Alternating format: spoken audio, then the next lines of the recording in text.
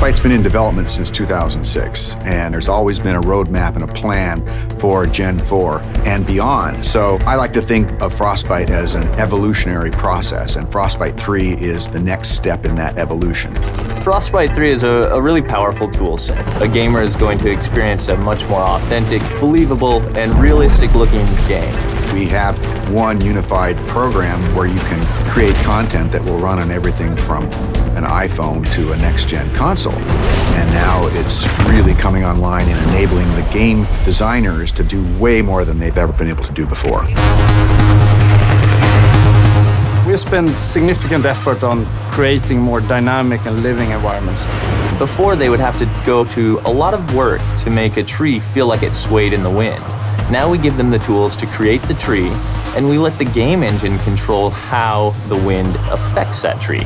Frostbite allows everything to work together. The waves on the beach, the wind blowing the whitecaps, even the clouds overhead all move consistently with the forces of nature. You might see an explosion go off, you'll see the trees nearby shake from the explosion. It's sort of subtle, but it creates this sense of seamless reality. So the large world coupled with a lot of people running around interacting with you really pays off in Battlefield 4. Destruction has always been a core feature of the Frostbite engine. It's the evolution of the way the environment is impacted by gameplay. Everything from the smallest spark colliding, but also gigantic chunks of debris that crumble when they impact the ground. The guys on Battlefield 4 have been working on something called Levolution. Levolution is really about the concept how you can drastically change a multiplayer map into something different.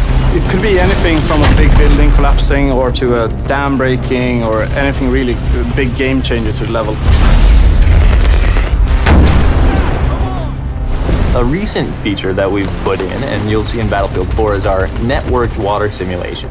So what this means is all players will see the same wave in the same position at the same time. And this leads to some pretty exciting cat and mouse type of gameplay where you're ducking down and going up and you can kind of peek around as you drive in your boat. It will no longer swim on a flat surface. Instead, it will be affected by the different waves and everything. And that comes to everything from living characters that are swimming, but also to the ragdolls. Something like a jet crashes into the ocean, you'll see the water react and the debris will then float on the waves. It's a very, very cool dynamic engine. Things just happen and it seems right. Take cover!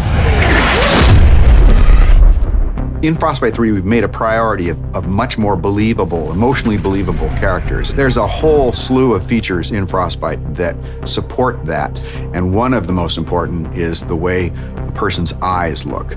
The way we render characters is better than ever before. We're doing subsurface scattered models. We have parallax animation in the iris. You'll notice it looks like a real eye. You'll back me up, right?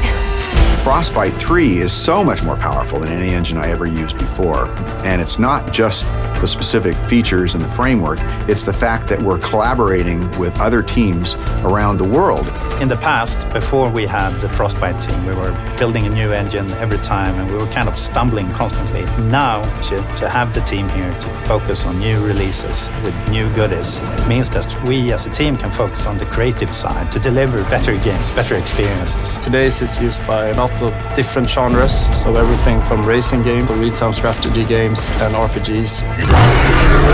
So in Battlefield 4, when the building collapses, the dust starts expanding, the debris is falling, the sparks are flying, the boats are ramping off of waves, all of this is because of Frostbite 3.